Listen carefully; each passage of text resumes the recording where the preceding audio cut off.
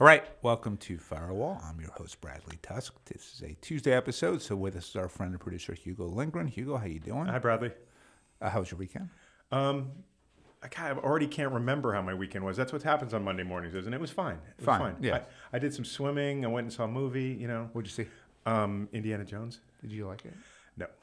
Okay. I mean, I didn't hate it, and it's fine. It's what you expect, but The only people I heard, like my parents, really loved it. So I think if you're 75 and older, you're the demographic for that movie. I'm the demographic. Me And I saw a couple movies too, so I'll do my recommendations at the end. Okay, we'll list talk a few about that. things. Okay. So a bunch of stuff to talk about today. One is, I want to quickly touch on the migrant crisis. Bob Grindley and I wrote a column that ran in the Daily News yesterday about it, and want to talk about that a little bit. Want to talk about AI regulation. The FTC is investigating ChatGPT, so I'd like to talk about that. I'd like to talk about the New York City Housing Authority and kind of some ideas that I have around how to deal with public housing. Would like to talk a little bit about the writers and actors strike in Hollywood, and then recommendations. That's great.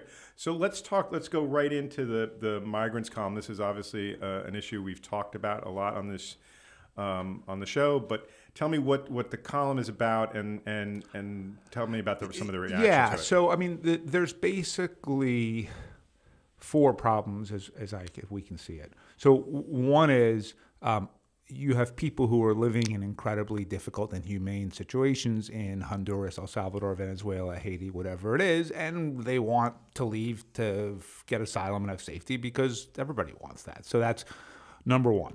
Number two, we have this massive migrant crisis here in the U.S., and the resources needed to deal with it, just to house people and feed them and everything else, is overwhelming. It has overwhelmed New York City's budget, and I'm sure this is the same thing in cities and states all over the country. So local government cannot handle the responsibility of being responsible for tens of thousands of migrants, right? So that's number two. Number three, the economy right now has a desperate need for low-skilled workers. There are just tons and tons of positions that are open because they are things that Americans don't want to do, whether it's landscaping or delivery food or dishwashing or whatever it is. And all of those businesses desperately need workers. And then fourth, from a macro standpoint, our country is just getting older and older. The baby boomers are the biggest generation I think at the time we'd ever had. They're aging out. And not only will they need Social Security and Medicaid and people to take care of them, but if we don't get younger workers into the tax base to provide new funds to cover all of that, we're not going to be able to take care of them. And so we need the economy to get bigger and younger, and that's going to take a massive influx of new workers, which can only come through immigration. So you put all that together, and what we conclude is New York City, we think, should just say, you know what, fuck it. The administration is not handling this well at all. We are just getting stuck with more and more responsibility. There were articles in the papers today about building tent cities at Aqueduct Racetrack and a few other places for migrants. And it seems to me that the people who crossed the border illegally, they didn't come here with the hope of, I'll get into the U.S. and then I'll somehow get free government housing and food and everything else for an indeterminate amount of time. That's not what they're looking for or what they want. What they wanted is, just like when my family immigrated here, we'll get to the U.S., we will find work because it is a place with a lot more opportunity than we have in our home country, and we will build a life, right? And it isn't easy by any means, but it is preferable to them to what they're dealing with, in Venezuela or whatever it is. And they see the path for their children. So what, my grandparents and then my dad, sacrificed enabled me to now be able to have certain things that are really great. And so that's what they're looking for. And so our solution is let them work, right? Just create a New York City work permit and say, you know what?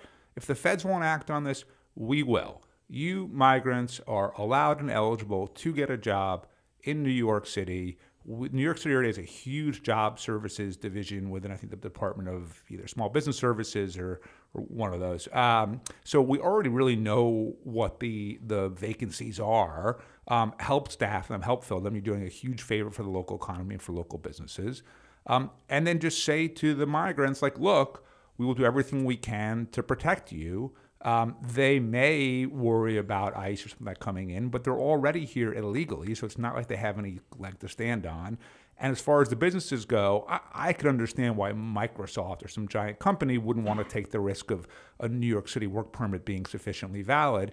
But, you're a local restaurant. Like, think about us, right? So at Tusk Ventures, would I hire an illegal migrant? No, because it is a SEC-regulated fund, and I wouldn't take that kind of risk with my LPs, money and the trust that they've placed in me. But at P&T Knitwear, my bookstore, if we had a need, say at the cafe or whatever it was, for workers, and the city of New York said to me, look, we've created this work permit that we believe is sufficient, that would be enough for me. And I would take the risk and I would hire someone.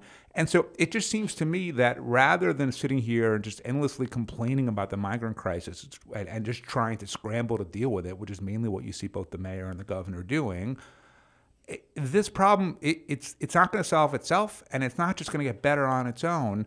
And so it just gets worse and worse. You got to do something different. And I am sure all of the bureaucrats and government lawyers are telling you all the reasons why you can't do it, and it's illegal, and the White House will be mad, and you get in trouble for this, and they'll yell at you for that. Who the fuck cares? I was thinking about back to my time when I was deputy governor in Illinois, and consistently, this won't shock you, I did things that we didn't necessarily have the legal authority to do.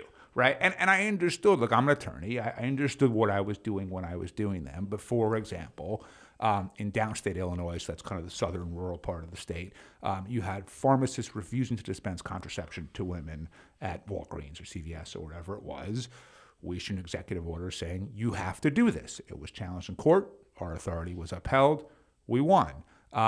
Then we became the first state in the country to import prescription drugs from Europe and Canada because they're so much cheaper than the same exact drugs here in the U.S.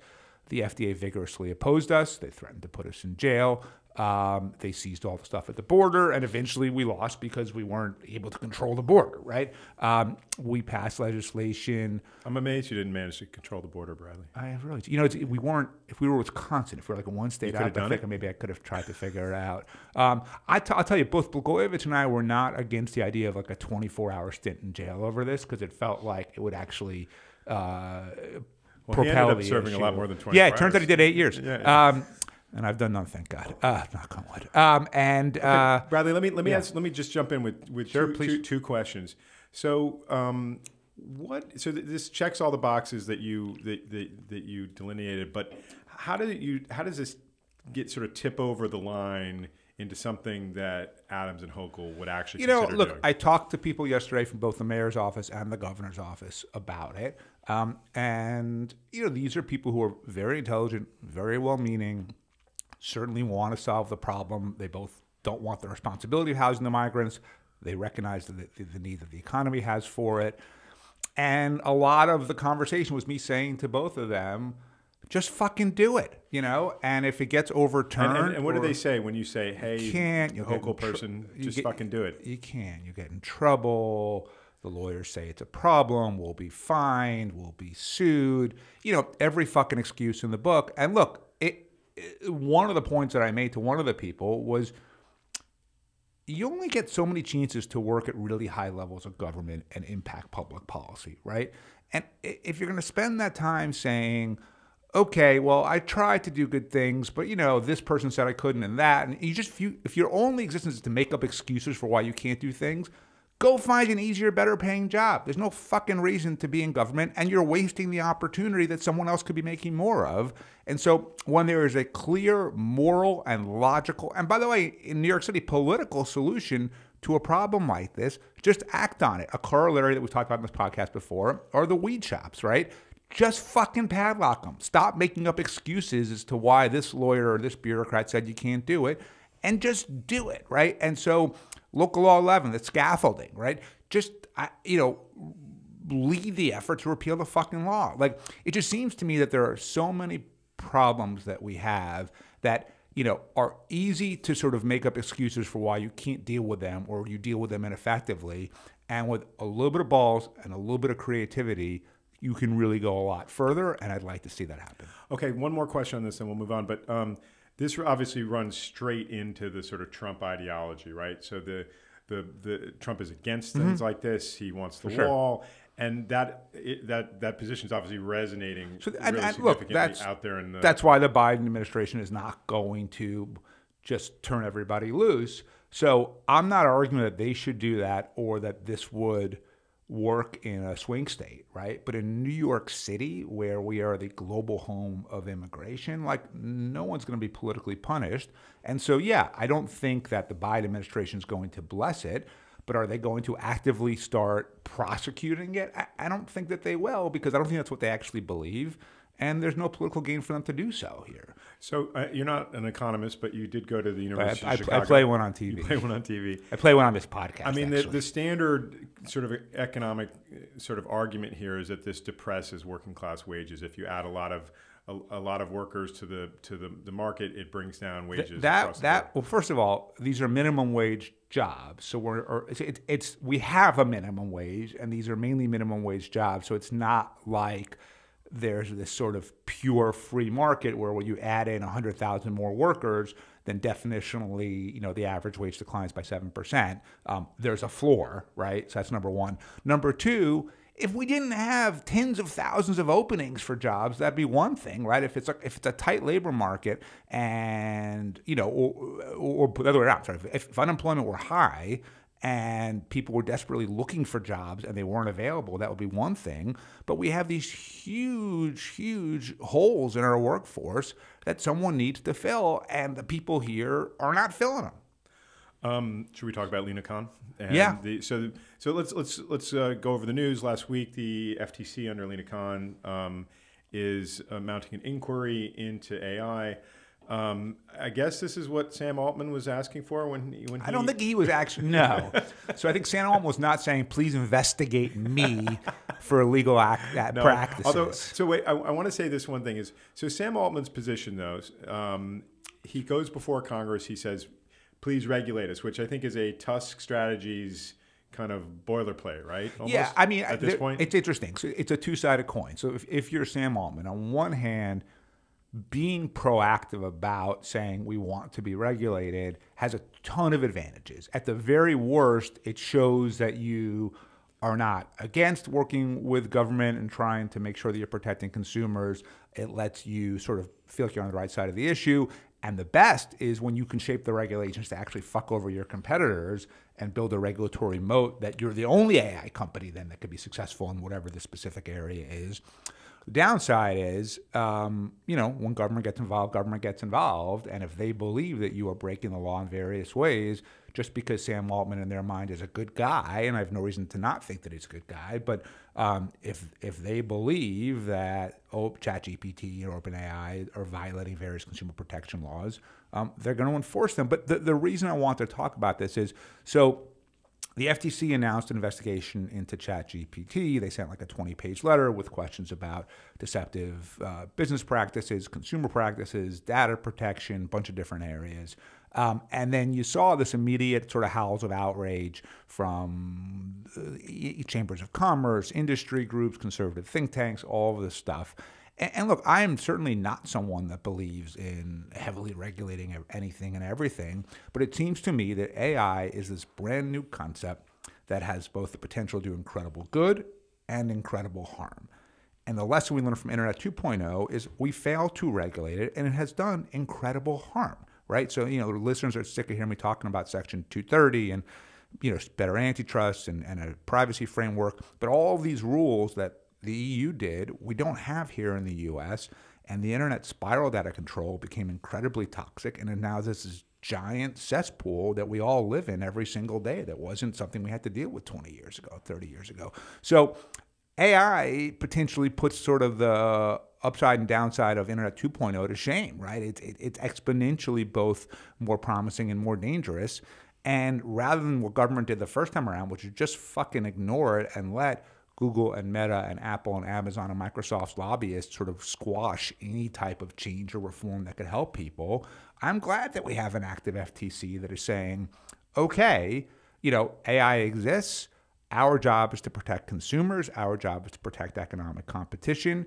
And when we see ChatGPT potentially violating existing laws on the books, we're going to enforce it. So Lina Khan, as you know, was both on this podcast and came here to P&T Knitwear and did an event where we talked about AI regulation. And her point, which I thought was very good, was, look, Congress, or just generally speaking, there really are no laws around AI specifically, but ChatGPT is a business that is subject to all kinds of regular consumer protection laws, right? So, for example, like there's a guy who's suing them because he's a radio host in Georgia, and ChatGPT said he was accused of embezzling funds from a foundation, and like he had nothing to do with that at all. There's another guy who was a lawyer who like was a chaperone on a class trip to Alaska, according to ChatGPT, and inappropriately touched a student. There was no trip. This never existed, right? So like, do we know where those things come from? Yeah, well, so what they think, again, do we know? No, but and this is where both AI is interesting and so fucking scary, is it seems like it has a tendency to hallucinate and sometimes make up answers to questions if it doesn't know them. And what it will do is sort of scan vast amounts of material in a nanosecond and draw conclusions that, so in this case, there was a foundation that was potentially embezzled from, but this guy had nothing to do with it, but they were able to link, well, I don't know, maybe this foundation at some point, this guy knew someone that was involved, whatever it was, ChatGPT drew some link in its neural network to then reach this conclusion, which was totally defamatory and false, right? And so it is pretty fucking scary to me that this technology, and by the way, they don't quite seem to know why it does that. And so I'm all for the FTC actively regulating it. I think we should be fucking thanking them for doing so. And someone's at least on the job. There's been a little blowback just in the sense, from I guess predictable parties, the Wall Street Journal, and among them, about the sort of adversarial approach that Lina Khan seems to be taking. Do you? Yeah, I don't totally disagree with that. So I think, and without revealing private conversations, I've talked to them about this too. I think the FTC and the White House's messaging and DOJ's messaging on this stuff could be a lot better. And in the sense of, when you look at the individual things that they have pursued, most of the time, from what I can tell, it's very much both within their jurisdictional bounds, and it's their job to do so. What the broader message comes out is, we hate tech, we hate business, we're just going to go after everywhere we can. And I don't think that's what they actually mean. The Biden administration is fairly moderate on economics, but I think that they need their message it to be able to explain. So, for example, the reason why I've been an active supporter of the FTC's antitrust efforts against big tech is not because I hate Amazon or Apple or anything else. I use all of their products like everyone else does. It's because as an early stage tech investor, there's no way that I could invest in potential competitors to any of those companies because they have so much monopolistic power that they can squash anyone immediately or buy them at well under market value. And as a result, there's no point in me investing in the first place.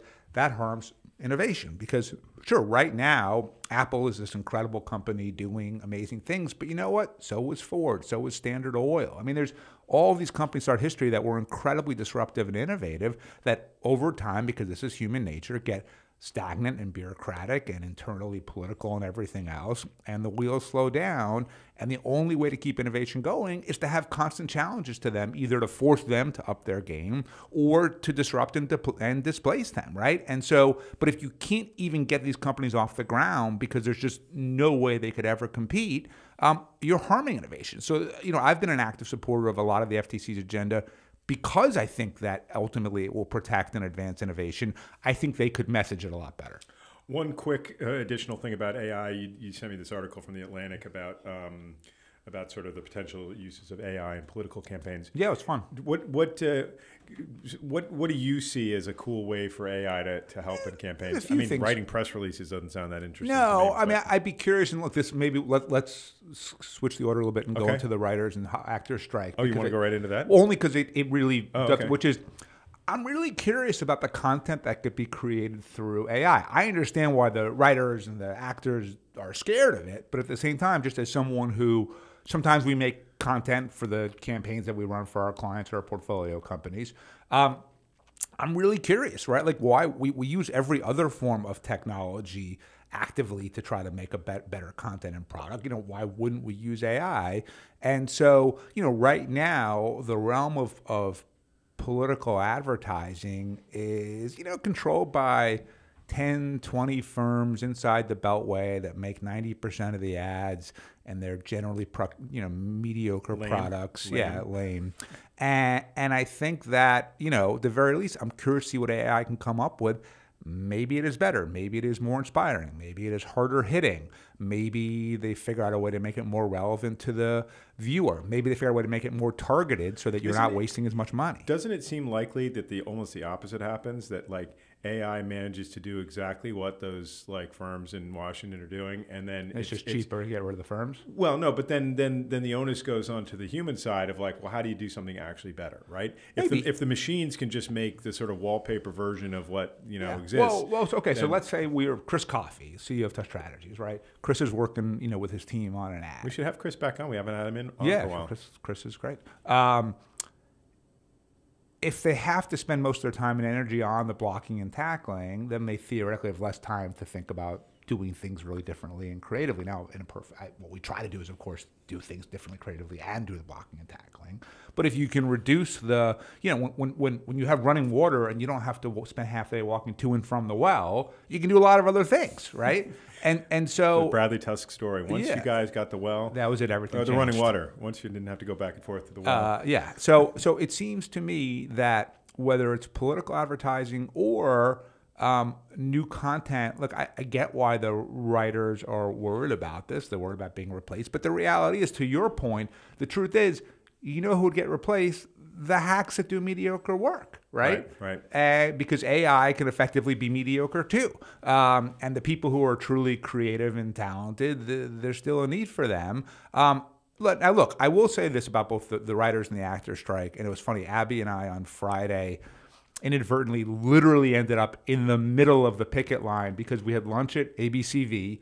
Apparently, the ABC writer's office is right next door to it. We didn't know that, but the waitress told us. So you had ABC Writers is right next to ABC Kitchen? Turns out, according to our waitress. It's weird. But there was some reason why you had the protest there, and apparently there were some celebrities there. I didn't notice them if they were there when we were there. And they had taken... So there might be pictures of you marching. They had taken over the block, and you literally couldn't get out of the restaurant without being with the marchers. So it wasn't very long, but from basically Park to Broadway on 19th Street, Abby and I ended up marching. I don't even know if I support these guys, but we ended up marching simply because you couldn't get the fuck off the street otherwise. Oh, wow. But anyway, look, I do think that ultimately this is a really good example of labor and management, and this is why we have unions, and this is how the process works, which seems to me it's an arm's length transaction. Both sides have, collective bargaining power one way or the other, and they both have their interests, and they are negotiating for that. And sometimes the negotiation comes to a halt and to a strike in order to ultimately get it done. And this is exactly what unions are for. And so, look, I listened to David Simon was on People I Mostly Admire, which is Steve Levitt's podcast, which I really like. And I didn't find, Simon's a brilliant man, obviously. I would still think The Wire is maybe the greatest TV show ever made. But, he attempted to spend the whole hour phrasing it in moral terms, that the studios were immoral and the writers were the heroes.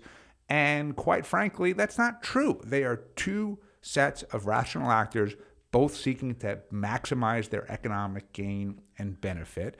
And the reason we have unions and bargaining is to create a process to do so. In fact, what was almost disappointing is what makes David Simon's work so great is that it's not black and white, right? Like what made The Wire incredible was it was so gray, that you had people who were good and bad simultaneously on every side, right? Whether it was the drug dealers or the cops or the politicians or the dock workers or the teachers or whatever it was.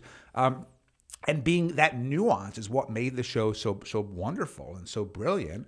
And Simon seemed to miss all of that in his podcast, where he was just stridently, and I get that he's a union guy and he's active and he's a leader, but I actually think he really did not do that audience is pretty sophisticated who's listening to, a behavioral economics podcast, and I do not think he did himself any favors. Well, I agree with you about Simon. I've seen him speak too, and I'm a huge admirer of his work, and I think he's the best of the best, but he himself can be very caustic and kind of one-dimensional in his and just came off very self-righteous, which just meant, at least for me, he kind of lost a listener. So I want to give you one little factoid. Yeah. Maybe you know. The last time the writers and the actors were on strike at the same time, you know who the head of the writers union was? Ronald Reagan. Oh, sorry, Screen Actors Union. Ronald Reagan. I read Stratechery this morning too. How great! I read the same column. Oh man, you read it also? Yeah. Now, what I loved about that though is that so he's kind of responsible.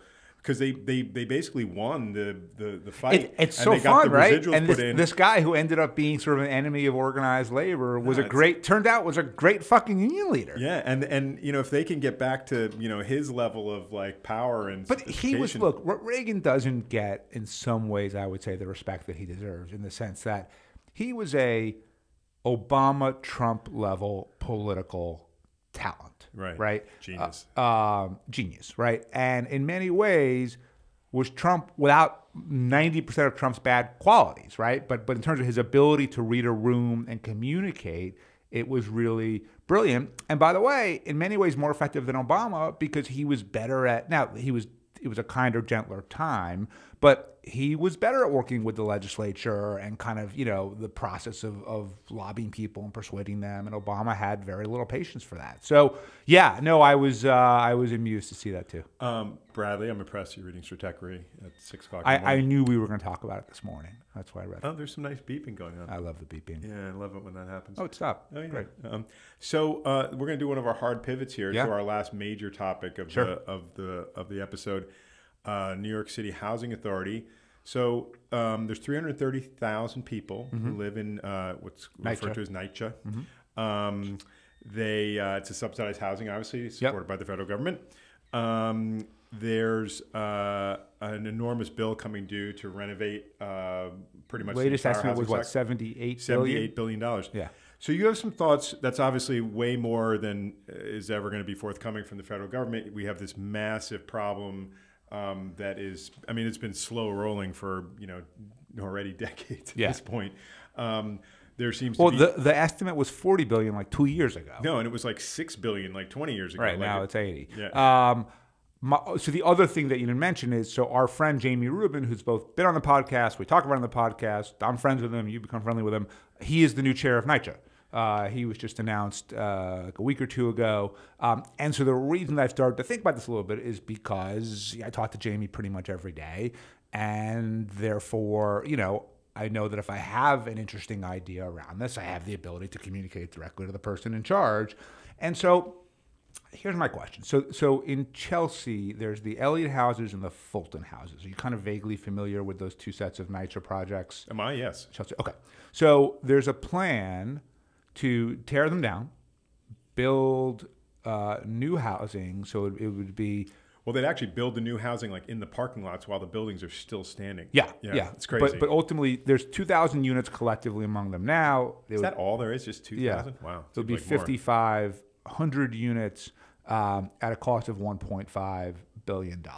And here's my question. So just doing a little bit of math, right?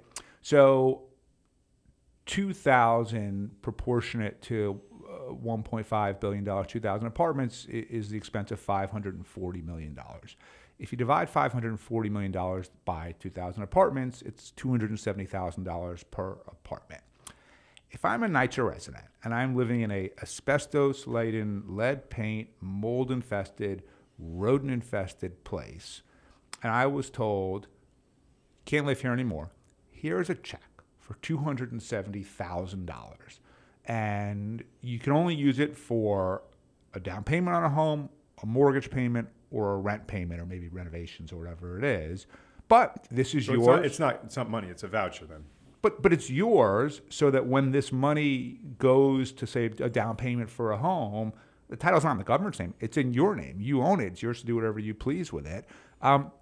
It just seems to me that $78 billion, or even 10% of that's very unlikely to ever show up from the federal government, right? So we can complain all we want, and kind of like the migrant crisis, whatever else, we can just push the blame onto some other federal entity and try to avoid responsibility for it. But the reality is the vast majority of that money, at least from what I can tell so far, is never going to come, right? And so you can just continue the status quo where people are living in really, really often substandard conditions that they shouldn't have to live in. It's wrong. And rather than sort of hoping that the traditional government solution is going to work when we already know that it's not, what if you took that same land, sold it to private developers, gave them air rights, gave them as of right zoning so they could build whatever they want on there, and whether you got 540 million, or maybe you'd get more than that, you distribute a lot of it to the residents and say, hey, here's a really big check, and you're now free, by the way, to use this wherever you want. You don't even have to necessarily use it in, people might decide to move to Phoenix. Probably, it's pretty fucking hot there. Maybe you wouldn't want to move to Phoenix. But people might leave town, but the people should have the autonomy to make decisions for themselves about having the best life that they can. And so at the very least, I would like to just poll NYCHA residents and just say, like, okay, if this were an option, well, I don't think there's any doubt that it would appeal to some people. I guess the issue is, I mean, they've been trying housing vouchers on a federal level for 50 years longer. Probably. Yeah, but it's a voucher that like basically is one shitty option to another. I'm talking about a check big enough. Well, it wasn't meant to be, right? So Section 8 vouchers were meant to be used in the private sector. It didn't really work out that way. They couldn't figure out how to do it, so they linked them to specific projects. Yes, you ended up with all these sort of Section 8 housing. I guess the question is or one challenge to this idea is, you have a lot of older sort of health challenged people in NYCHA housing. People who are not going to be easily able to move, people who are scared probably at the idea of being taken out of their homes. So how do you deal with that? Okay, but you also have in NYCHA housing frequently multiple generations of a family living together. Right. So yeah, the 75-year-old with diabetes and asthma and everything else maybe isn't in a position to say, okay, we're going to deal with packing, moving, getting a new place, getting set up, but they're 30-year-old grandchild very well might be capable of doing that. And so it seems to me that, yes, there's probably a world of people where it's just elderly sick people without anyone else to take care of them, and you would have to find a solution to that, which it may just mean, look, if we sold that land for $800 million and we gave everyone the check for $270 and there was a remaining $260 left, we will use that to fix up another building where people can go. So look, the one sort of flaw in the argument is it doesn't guarantee that people can stay in the communities that they're currently in. I know that some people, especially on the far left, are very adamant about that. So I get that, but I also don't believe that you have an inherent right to be in any particular community if you're not paying for it. Should we go to the recommendations? Sure. I'm going to do something you don't like, which I'm giving more than one. Well, you can't give like 10. I'm going to give like 3 or 4. 3 or 4? Yeah. All right. So your podcast. It is. I was expecting you to push back. Push back, and I was debating this morning how dickish it would sound if I just said overruled. Yeah. No, I don't think it's dickish at all. I think it's your podcast. You get to do what you want. A couple things. I saw 2 movies this weekend. Joyride and Mission Impossible. Okay. Just if I was going to see one, which one? Joyride. Okay. I'd give them both a B+. Oh, they both get a B+. Yes. Mission Impossible gets a B+. Solid, but not great. The trailer gave me a headache. The other problem with Mission Impossible was a few things. So Lyle and I saw it, and I thought, oh, this is like the perfect big screen experience. So I got us tickets for a movie theater in Times Square thinking like, that'll be awesome, right? The theater was disgusting. The screen was no bigger than anywhere else. We had to go to Times Square, which was terrible. And then it was fucking freezing in there. It was one of those, it was Saturday, so it was like 97 degrees outside. So you're not going to walk around with a sweater, but then you get into the theater and it's fucking cold. Yeah. And they didn't have Milk Duds. It was like no Milk Duds. Disaster. Wait, do you guys get Milk Duds? I do. Okay. I do. Do you ever... Lyle got Dippin' Dots. Oh, okay. Do you ever pour the Milk Duds into the popcorn? a popcorn? Yeah, that's a common technique. Oh, you do that? You did not invent that. No, I know I didn't invent that, but I was just like... Yeah, if we get popcorn. Although, given that they're both bad for you, and I instead of doubling down on the bad, I'll pick one. And if I have to pick one, I'll pick the Milk Duds. The Milk Duds. Okay. So go see Joyride over Mission Impossible and whatever you don't do. see either of them in Times Square. Gotcha. The Regal Ewok in Times Square is a terrible Noted. theater. Our friend Steven Soderbergh has a new TV show out on Max called Full Circle about like a kidnapping and Santeria and all kinds of weird shit taking place right in your neighborhood. Like most of it takes place at 1 Fifth Avenue in Washington Square Park, and then also Richmond Hill, Queens. Pretty good. And read a book over the weekend called The One by Julia Argy, or A-R-G-Y, maybe Argy, I'm not sure how to pronounce her name. But it's a send-up of the Bachelor or Bachelorette, but just done in a really clever, subtle way with a kind of a slow reveal that it does a really good job of capturing it without being so over the top that it was just sort of like, obvious. So I thought she did a really good job. I approve of these recommendations. Those are my recommendations. Bradley, so we're gonna be off next week. Well, we're gonna have an episode, but it's gonna be, we're about to record it, and it's on a singular topic. What are we gonna be talking about? Just meditation. Yeah, Lyle and I are going to Chicago for 4 or 5 days to go see the White Sox and the Cubs, and so I won't be able to record sort of a timely in the news podcast. So instead, we're going to do something that's a little more timeless, and what's more timeless than meditation. Have a great trip, Bradley. Thanks. Bye-bye.